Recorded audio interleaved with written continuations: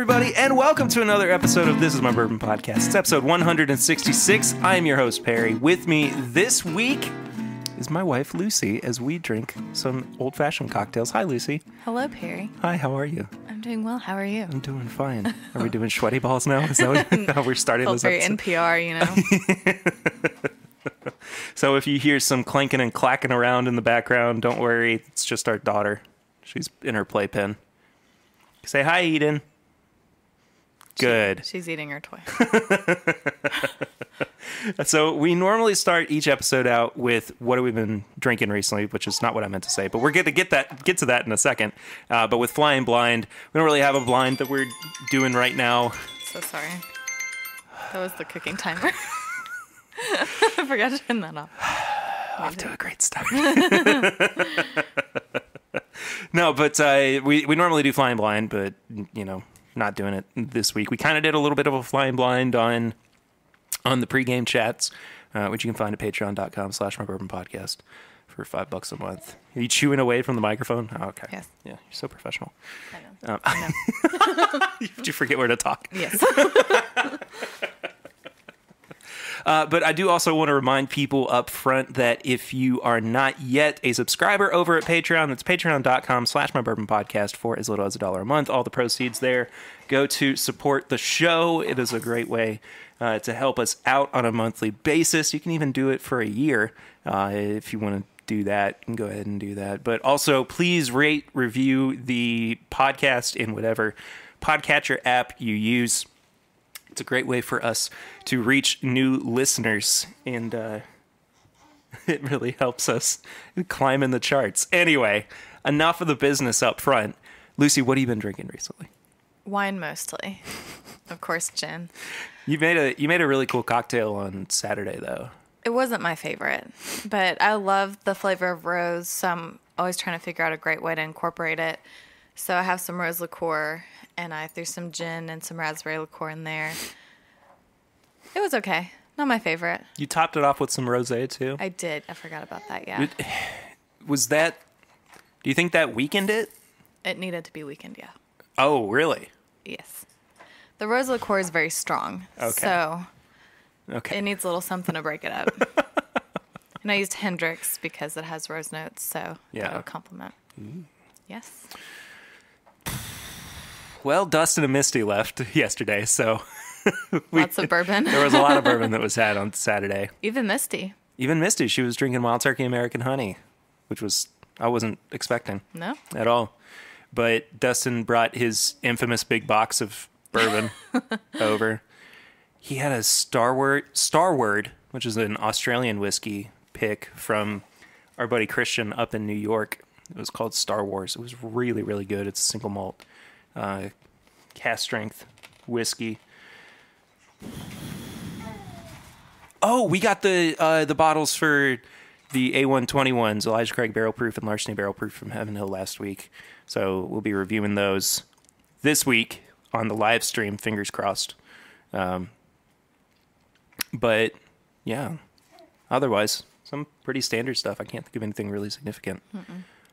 What we drank. Anyway. Old Fashions? Old Fashions. So we did a thing. There's 3 different ones. One is made with a syrup, a pre-made syrup. One is straight out of the bottle. And the third one is, we just made it home. So I kind of, not really simple syruped it. I mean, I like muddled You muddled the sugar and water. Yeah, exactly. But it wasn't like hot water so. It's not really supposed to be. But, I mean, like you boil it and it becomes one thing. There are 2 ways to make an old fashioned. One is with simple syrup, and one is with muddling the sugar, the bitters, and the water. I prefer the muddled approach, anyways. I do as well. So Lucy's more of a cocktail person, whereas I'm more of a neat bourbon person. So I figured this was a good middle ground between the two. So we'll drink through them, kind of talk about which one has, what the different qualities between each of them, and determine which might be our favorite between the 3. Yeah. So the first one, and we're not drinking them the same thing at the same time. We're kind of talking back and forth about different ones. I'll drink the Elijah Craig one first. Is that the middle? No, that's the one on the far left. Okay. I was going to So say the one on the far right tastes like the homemade one. that is the homemade one, and the one in the middle is the straight from the bottle. I can't remember the name of it.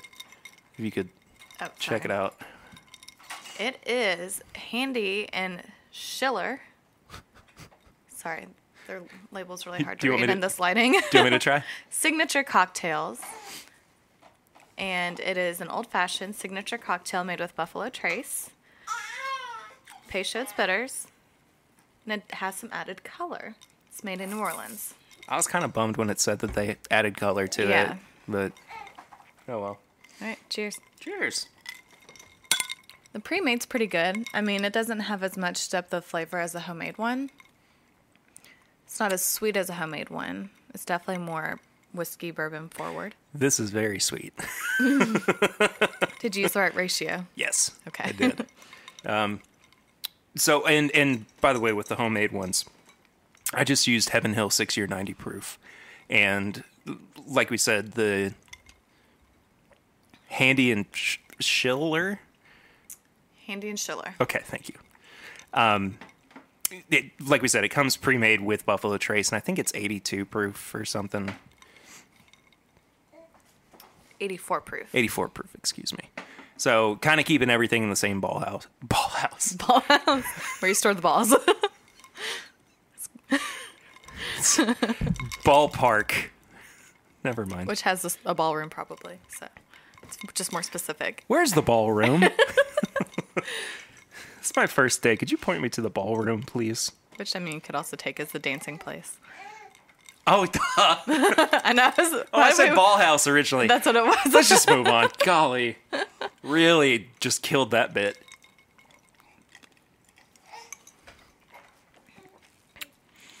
I don't mind this. It's just overly sweet for me. Well, When I usually drink these syrups, I like to add other bitters in to kind of get rid of some of those brighter flavors. And I don't mean like get rid, like cover up because I don't like them. It's just, you know, I usually find that it's better to kind of tweak it a little bit to... Yeah, I mean, you want to make it to your liking. Yeah. And I think that the pre-made cocktail, it doesn't need the added bitters. I think if anything, I would add an orange rind. I would add a sweeter note to it, add a cherry. Yeah. And we don't have any garnishes on these, is another important thing to say, because garnish is 10% of a cocktail, if not more. But where we're stuck in an ice storm, we don't really have easy access to the grocery store at the moment. We didn't mention that up top. So, internet might be out in a couple of days. Hope this episode does okay. Yeah. All right, we've switched cocktails. We have. The pre-made one smells significantly better, I think. It's definitely more your taste. This one is very sweet, and I would maybe just do a little bit less syrup with it. Yeah. And definitely add some more bitters. So, in terms of the ratio, what I did was basically 2 parts bourbon to 1 part syrup. Yeah. And that's the typical ratio. Yeah. Anyway. 2-ounce bourbon, half-ounce syrup. See, I did a full ounce. Well, maybe that's where you went So wrong. it could be. I added a little bit extra bourbon, so maybe it balanced it out just a hair. But I would probably go lighter on that one in general. But then there's like cute baby noises provided by Eden. Then there's something like Eli Mason where I feel like it's just great right out of the bottle. Yeah. I haven't had an Eli Mason in a long time. I think Eli Mason tends to be a little sweet, too. It does, just a hair, and I do tend to kind of tweak that one a little bit as well. Yeah. You'll have that with syrups, though. I mean, that's their nature. Yeah, of course. But the homemade one, I used 4 different types of bitters and brown sugar for the syrup. And a dash of cinnamon. That's correct.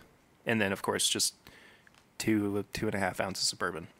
So, go ahead. I've already tried the homemade one, and it's definitely my favorite.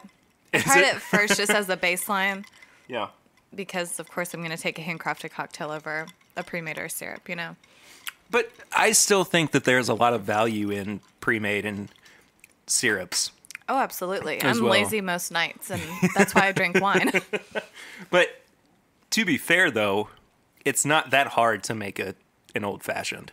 No. I mean, it's One of the easier classic cocktails. yeah, absolutely. I mean, there's no shaking involved Yeah. for the most part, unless you really want to. Syrups are great for batch cocktails too. If you're having a party or a dinner party or whatever, it's great to make a batch cocktail and, you don't have to worry about it. All you have to do is add garnish and go. Remember when we were able to have parties? Yeah, right? I know. The fully pre-made one is really good, though. Again, not my favorite. I know. It's probably my least favorite of the three. I don't get all the notes I want to get with an old-fashioned. I've not tried the homemade one just yet. Well, I think this is going to change your opinion of some stuff. Boy, that cinnamon's really popping through, isn't it? Cinnamon's really good in it. I barely used any, too. You don't it need was much with literally cinnamon. just like a dash. It's more for aromatics than anything. Oh. Yeah, it's really okay. good. Yeah. There we go. Yep. See, I also prefer to have slightly more whiskey forward in it anyway, bourbon forward. And use like 101 or, I don't know, if I'm feeling squirrely and have enough, Antique 107. Feeling squirrely. I'm feeling squirrely. Or even, I mean, I've done it with like Rare Breed and Old Granddad 114 before as well. And I just think those are much more dynamic. The problem for me with using lower proof alcohol in cocktails, it just gets lost. No, you definitely want a higher proof. Yeah. I mean, I fully dislike using, and it's usually like a well bourbon, but like 80 proof, 86 proof in a cocktail. It just immediately gets lost. Yeah. And there's no real balance. But in this case, I wanted to keep it all in the same ball house. Yeah, you got to keep it in the same ball house. You got to keep it in the same ball house.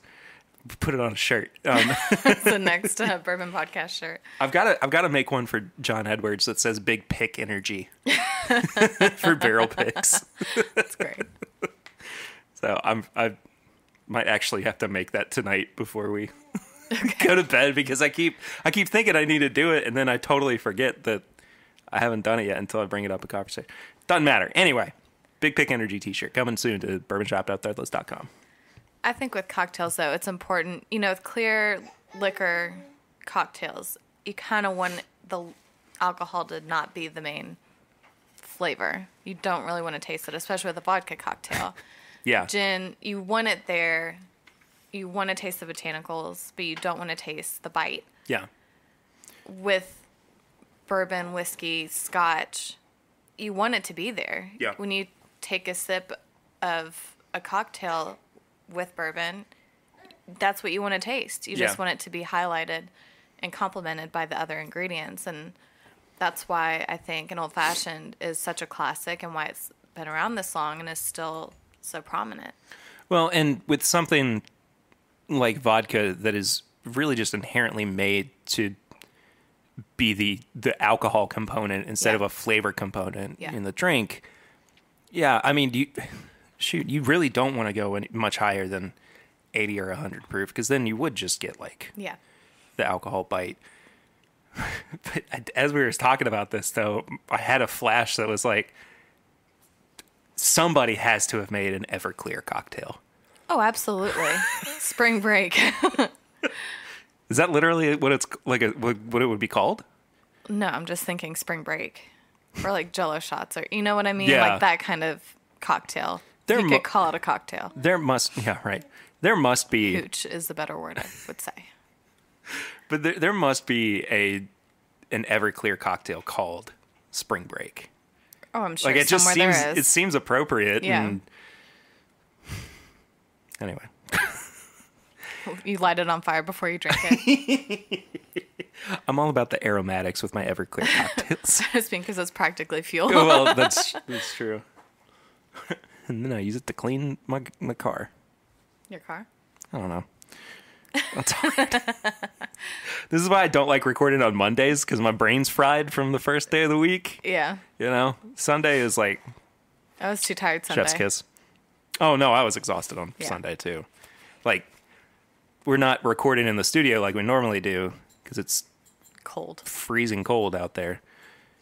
And so I had to basically just pack everything up and move it 30 feet this way. But still, like, the act of having to do all that yesterday after just being exhausted, I couldn't even fathom it. So I want to try that Elijah Craig one again. Do you remember which one it was? It's the lighter of the two. Okay. Or three, I guess. You have all three of them over there, don't I you? do, yeah. Yeah. I'm hogging them. See, this is definitely a case where I would have added bitters, like I said earlier. Absolutely, yeah. And like even for the color. Like I would feel weird if I went to a bar and ordered this or got this after ordering an old fashioned. It's very light. It's kind of unsettlingly light. Maybe that's why the pre-made cocktail by Handy and Schiller had added some color. But look at the homemade one. You made it with brown sugar and you added 4 different types of bitters. Okay, yes. And it's much darker than all of them. Yeah, but with the Elijah Craig one, I imagine that they probably only used Angostura or something. Maybe they, made their own bitters. The color, like immediately when I poured it, I looked at it and I was like, something's not right here. They use blood orange in it, which is pretty cool. Oh, really? Yeah. I used some of the blood orange in the homemade one. Yeah. Cane sugar, water, lemon juice, natural flavors, and blood orange puree. Well, with the homemade one, I'll break down the actual ingredients in it. So like we said, it was brown sugar muddled in water to get the simple syrup effect. Angostura bitters, orange bitters, the blood orange bitters, and then the bitters that Ian gave me as well. Do you know the names of the bitters? It's like, Other than Peychaud's and Angostura. The blood orange. the orange is also Angostura. Okay. I can't remember the name of the blood orange though. But I think the one that Ian gave me is like VST bitters or something like that. I think he said he made them at home. That's cool. But they're extremely aromatic. Yeah. And when I first smelled them, I thought this is very strange. But as soon as it got into the first cocktail that I made with them, it was perfect. I mean, it really had added a nice bitterness to it, I guess. An acid flavor? I was going to say acidic. We've been watching too much Top Chef. I'm just really looking for that acidic bit. Needs acid. I think my brain's broken. I think so. We just cut a bit that I just failed on every single level. Anyway. Yeah, I think it's clear, like, the homemade one is the best out of the three. Absolutely. But to me, if I were going to come home after work and just wanted a quick cocktail, wanted an old-fashioned, I think I'd reach for the Elijah Craig syrup over the pre-batch. Pre-made. Yeah. There's more levels to the flavors, and I think that the pre-made is very one note. Yeah, I can see that. It is pretty heavy. It's pretty heavy-handed. Yeah. With its flavors. Yeah. But I do think it's well done. I'm not saying that it's a poorly made cocktail. It's just there are other ones that you could get more depth out of. Yeah, and it really doesn't have any nose to it. Oh, really? Like of the three, the homemade one, and I think it might be because we added some cinnamon, definitely has the best nose on it. Then the Elijah Craig syrup, and then the pre-made one. I mean, it really doesn't have much of a smell at all. Yeah, it's in a totally different ball house. Yeah, there you go. But I think if you did add a garnish, you added some bitters, added a cherry, it might be really, really good. Yeah, I could see myself adding like extra bourbon, honestly, to the pre-batched one. I think it's really bourbon heavy. I think where it falls short is the other notes. I might even muddle some sugar before I threw that in there, Now, to be fair, it's also a little watered down at this point, but Yeah, I think I have to agree with you, actually. It does get a little bourbon heavy. Yeah. So, yeah, I'm on board with that. Yeah. I think that one needs the most work out of them. I think the Elijah Craig, if you were going to doctor it up at all, it would just need a couple dashes of bitters. Yeah. This one, I think it needs a little bit, some bitters. It needs some garnish. It might need a little sugar. So you might as well just make one on your own. I wonder if you took this and added a splash of this, if it would accomplish what we want to accomplish. Do you want to try it? Yeah, go get another glass. Well, I mean, we could just use the one that we have You're right. already. So what Lucy was saying was adding a dash of the Elijah Craig syrup to the Handy and Schiller. Do you have a twirler? I do not. Would you like for me to go get it? Nope. Okay. You're using the butt of a fork. That's a lot better. Is it? Yeah. That's crazy. The Elijah Craig has in its syrup what It smells better. that was lacking. It just needed a little oomph to it, you know? Mm-hmm. I think that gave it.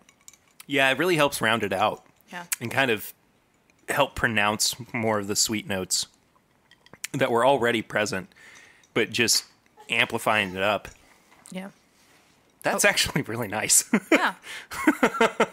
I'd like to try it when it's not been watered down too, because I imagine that it's probably Absolutely, even yeah. better. But there's actually, this is the first time that I'd noticed this either on any of these. Adding that gave it a finish. Yeah. Everything else has been pretty just palate forward, and then some sugars hanging out on the back. Yeah. But like there are actual notes I'm picking up on the finish See, on this one. I keep reaching for the homemade one because it has so many more notes to it. Man, that's nice though. You can keep that one. Well, I do want the homemade I one. want the homemade one again. I'm You've hogging been the homemade hogging one. the homemade one, man. Keep Bogart that and over there. Okay, fine. Bogart and my homemade cocktail. It's really good. I don't make enough cocktails. I really just don't. Well, neither of us really do at home because you dirty more dishes than you want to clean. Exactly. And yeah. we both hate doing dishes. So the least amount of dishes possible, we're going to do that. I'm so sorry for the baby noises, by the way. They're unavoidable right now. But, it's just easy to grab a bottle of bourbon. It's easy to grab a bottle of wine and just pour from there instead of having to think about, I need to make this syrup. And most of my favorite cocktail is the bee's knees, and it requires a honey syrup. A lot of work. Yeah, it's really not a ton of work if you have the honey syrup, but it's just having to make that syrup. I've seen one advertised, if that's what you're about to say. No. I was going to say you should make your syrup with the barrel-aged honey. That's why we bought it. I knew we were going to use it for cocktails, but... No, we talked about doing a bee's knees with gin and a bee's knees that's with bourbon right. We with did. the barrel-aged honey.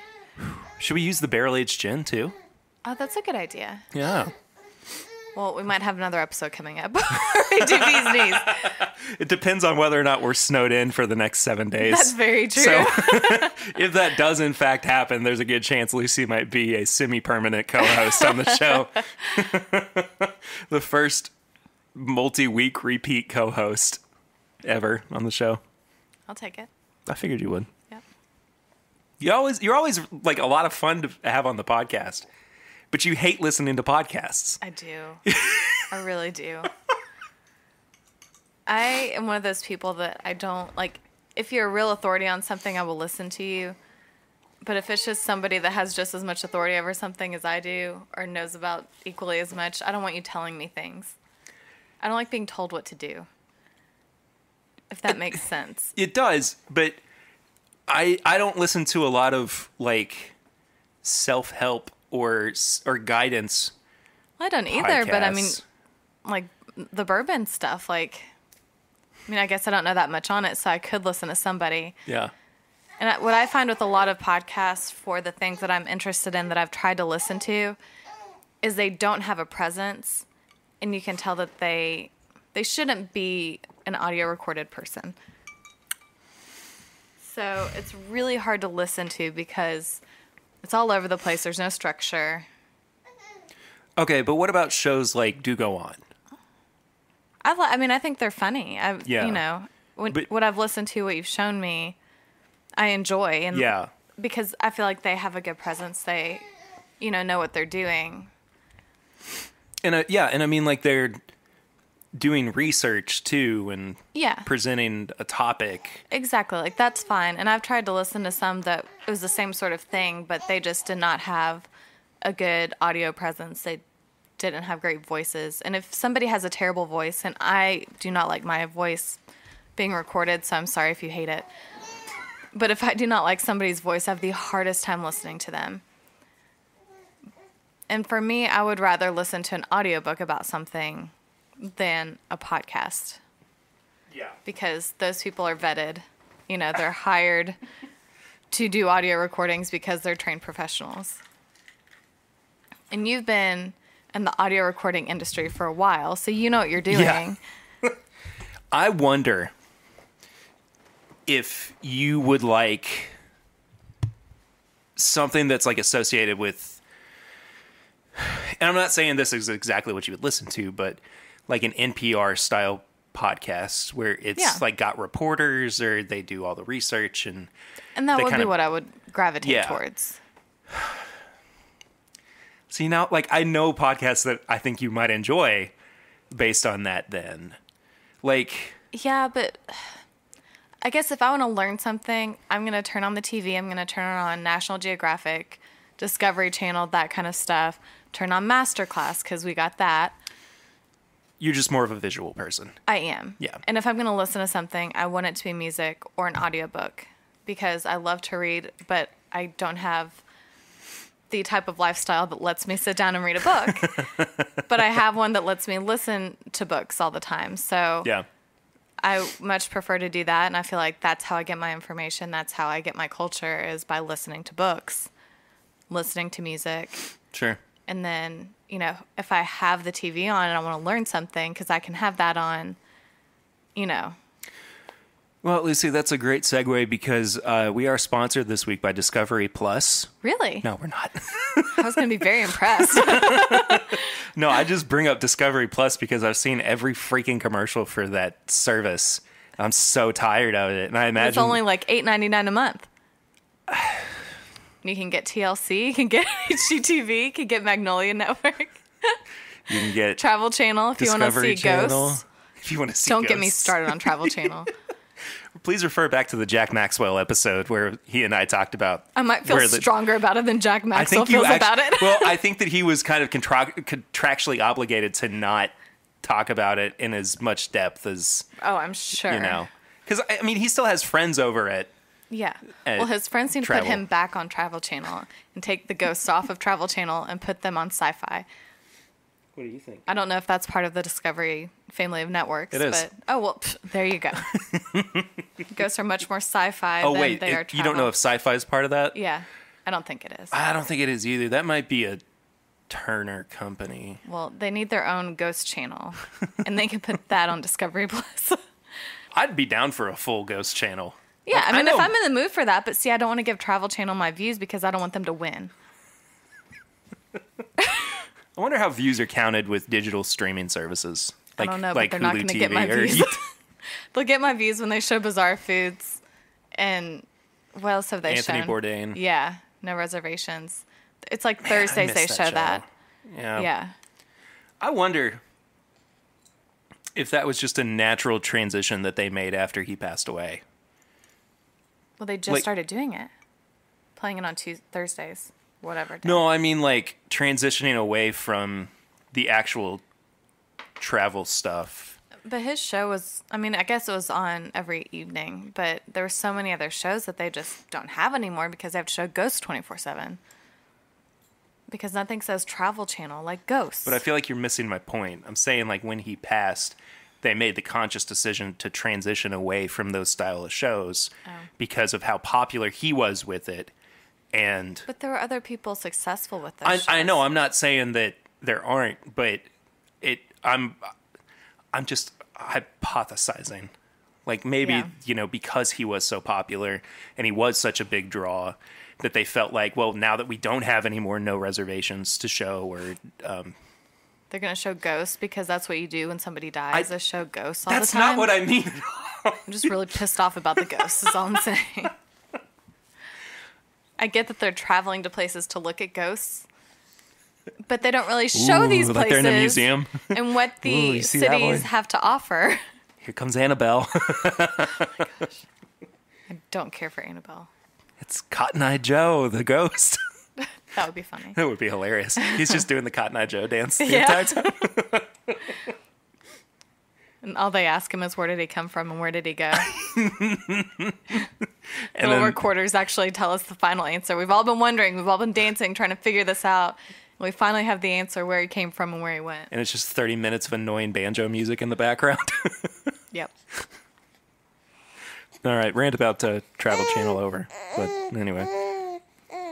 Well, one of the things that we wanted to bring up, too, and this was all kind of formulated by Lucy as well. I'll give you Most genius things are.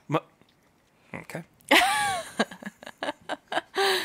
Most of Perry's better ideas, sister. Golly. I'm just kidding.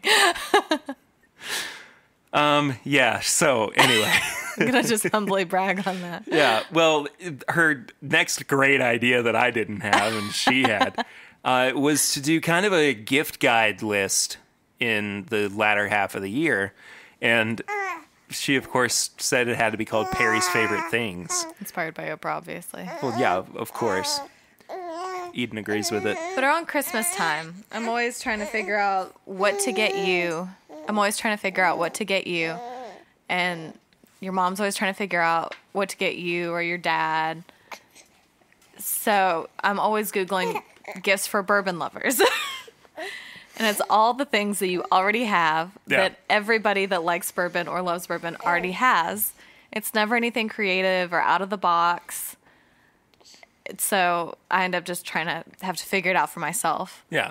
And I know that you mention things throughout the year, and of course I don't write them down. I'm usually pretty good at that for gifts, but bourbon stuff, you know, you're always talking about bourbon stuff. So yeah. So this is a good way for me to kind of compile all of that. Yeah. And just create a gift guide list. I know that there are 1,000 gift guide lists out there. Not even 1,000, like a bajillion. But if it helps out one person. Your donation of 35 cents a day can go to help Perry's Favorite Things. What's it funding? Perry's Favorite Things. But anyway, so it's just going to be a list of things that I, use regularly or find some really good usefulness behind, or things that I just enjoy. So it's pretty much gonna be bourbon exclusive. Yeah. Like, I'm not gonna recommend the Nintendo Switch. No, I mean, go get a Nintendo Switch because it's a lot of fun. That's what Tips and Bits are for. Exactly. We're not at Tips and Bits yet. We'll get there in a minute. Don't jump ahead of me. I'm sorry. I'm just saying that's what Tips and Bits is for. Yes, I know. It's my show. Perry's Favorite Things is for bourbon-related gifts. But like cocktail syrups would go on there. Yeah, that's what inspired this episode. Yeah, the Noser would go on there Absolutely. too. It's on there. So it's Sneak peek. Check in, mate, dude. So if you guys have anything that you would like for me to check out and maybe consider for Perry's Favorite Things, send them to me at mybourbonpod or thisismybourbonshop@gmail.com. Or if you have products. Or if you have products, please send them to us. I'd love to check them out. There's a couple that I need to reach out to. Yeah, absolutely, because there's stuff that we haven't tried that looks very interesting. Mm-hmm. And would probably wind up going on that list pretty easily. And of course, we want to support local, support small business. So, absolutely. And some of those will be on there as well. And, I'll compile links and everything so it's easy to find. And that way everybody can just go and check it all out. Yep. Send it to your partners. Anybody that needs to get you a gift, birthdays, Christmas, Easter, what have you. So anyway. St. Patrick's Day. It just hit me that you said Easter in there too. So, what do you want in your Easter basket this year? What do you want the Easter Bunny to bring in? Can you bring me a Superman action figure? Eden doesn't think that's a good idea. She doesn't want that in her Easter basket. Anyway, so Perry's Favorite Things coming, I don't know, November-ish this year. Yeah. Before Thanksgiving, I'd say. Yeah. So be on the lookout for that. We do have tips and bits left, though, for the episode before we get out of here.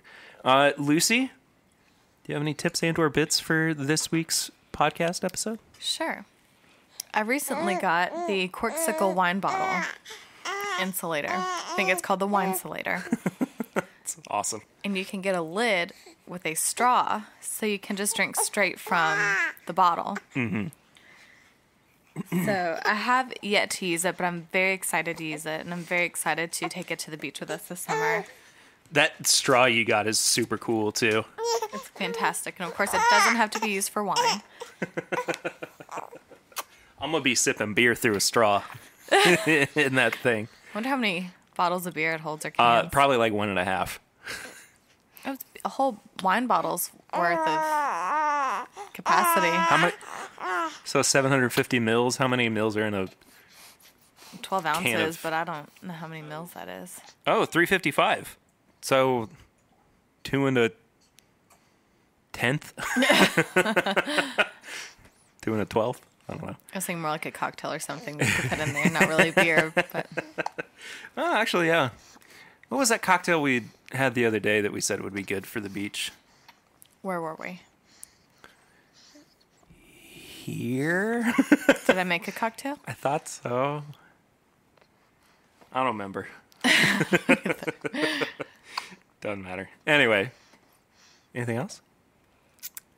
Have you already talked about Ted Lasso? I talked about it last week a little bit, I think. I would like to just reiterate that. Yeah, it's please a great do. show, and you amazing. should definitely give it a try. Sorry, the baby's made her presence known. I don't know. What else have I liked recently? We've been enjoying Silicon Valley. We have been, yes. Yeah. If you're local, there's a great chocolatier, and she is called Sweet Chocolate Confetti. We've gotten her stuff before, and she made mine and my mom's cake pop things for our birthday. And then for Valentine's, I ordered a box with lots of delicious goodies. You did, So I recommend her. And then Board and Company. Yes. I ordered Perry some buffalo chicken hearts for Valentine's Day, and they were delicious. So good. They're so good. You were like basically begging me to get them out when they were delivered. Yeah. You're like, I really wanted to try, and they looked really good. Those buffalo chicken hearts out. Like, okay, fine. But they are fantastic. I made a post about Valentine's Day on social media and tagged them in it on Instagram. Yeah. And she has really cool charcuterie boards, so sometime we'll have to order those. We should do a some kind of collaboration with them. Absolutely. Do like a bourbon chocolate Ooh, yeah. or something. But I'd have to give her a holler. Bourbon balls. Well, oh yeah, duh. Jeez. But yeah, we've been watching Silicon Valley for the first time and really, really enjoying it. We've also been watching the New Orleans season of Top Chef. I don't like it that much. No, the Kentucky season has been our favorite. Far so far. superior. Far superior. Yeah. I'm just kind of like, I want to finish it. And it's kind of getting to the point where there is friendly competition, but for the most part, everybody just sucks. They just like don't have the charisma and camaraderie that the Kentucky season had. And it's kind of like when you watch Bachelor, Bachelorette, you watch it more for the friendships, especially Bachelorette, because when you get those bromances going, that's what you watch it for. It's so funny. So it's kind of like Top Chef for me. You watch it for the friendships and how they interact with each other more so than, you know, who you want to win. Yeah. I had something else. Barb and Star. Barb and Star. Barb and Star. Go to Vista Del Mar. So funny. Very funny. We really, really enjoyed it. It's the new Kristen Wiig movie. I really had to sell Perry on paying $20 to rent it on Amazon. Because the thing is, I had just rented Wonder Woman 84, which is not a tips and/or bit. Well, your tip is to not watch it. Yeah, my tip is to avoid Wonder Woman 84. It is a pointless, broken movie that I had like a 20-minute rant on after you got home. Yes, he was not happy. I was so pissed. He was very upset. So I've been wanting to watch Barb and Star since I saw the trailers for it. Yeah. And I thought it was going to be on HBO Max. So I knew it came out yesterday. So I got on HBO Max, couldn't find it. Google it. Come to find it's, you know, you have to rent it and watch it on your whatever you rent movies. So I was trying to sell Perry on watching it. And finally he's like, oh, okay, fine. We'll watch it. I love Kristen Wiig. So, I mean, it wasn't a terribly hard sell, but it was just the fact that it was $20. You had to rent it for $20. Yeah, exactly. Yeah. Exactly. Okay, listener tips and bits this week come from Steven Sussman, friend of the show. He said he's reading Artemis by Andy Weir. If you're into... Oh, wait, by the way, if you want to send in your listener tips and bits, you can do that to either @mybourbonpod or email them to thisismybourbonshop@gmail.com. We'll read them out here on the show. Anyway, Steven said he's reading Artemis by Andy Weir. If you're into a sci-fi moon world set in the near future, it's kind of cool. Otherwise, if you want to imagine being in a tropical climate in the winter... Put one of those default window backgrounds and a heater by you and get a mister with salt water.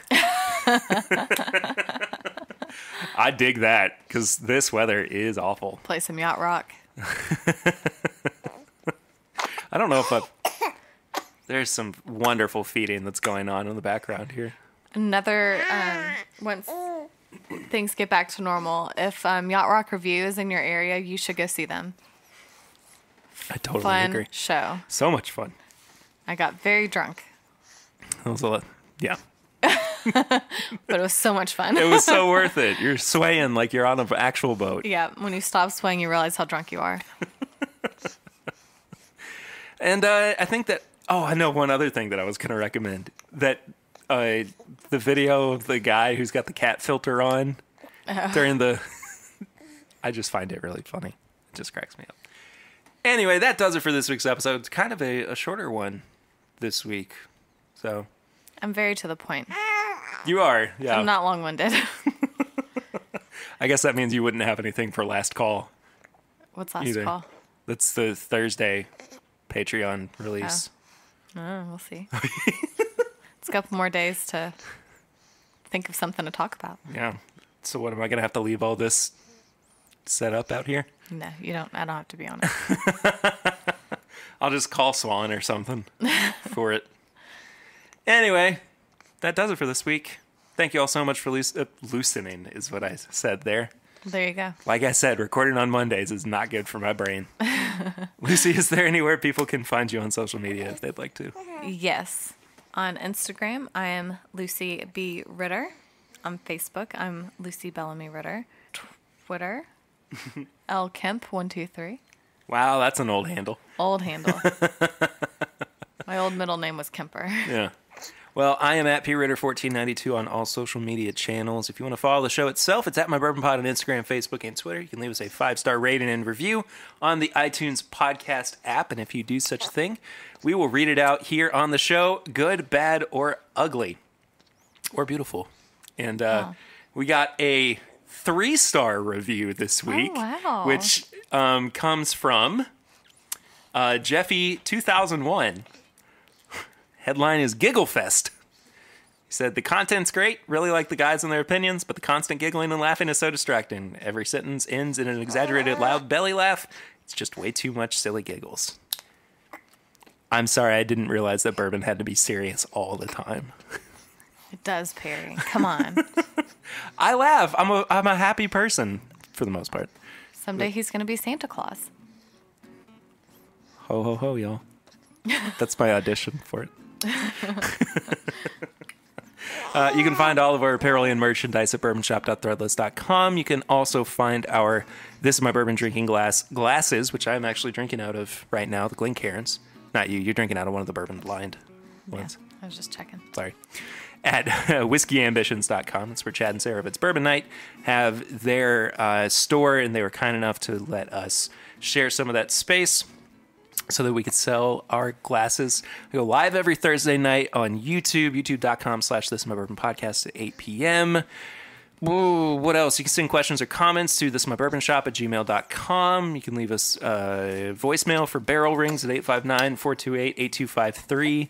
I said it wrong a couple weeks ago, and I felt real dumb about it. Anyway, also patreon.com. Duh. Patreon.com/ the most important one. .com/mybourbonpodcast for as little as $1 a month, and for as little as $5 a month, you get bonus content like the pregame chats, which come out every Tuesday, and then the last call, which comes out every Thursday. So basically, you're getting 3 straight days of content from the channel. Yeah. Go and check all that out. That does it for this week's episode. I have no idea what's going to happen next week, honestly. We'll see. Originally, Dad was supposed to be on the episode this week, and, we've got 2 inches of ice. But we will see you all next week, regardless of what it's going to be. Until then, I'm Perry, and this is My Bourbon Podcast.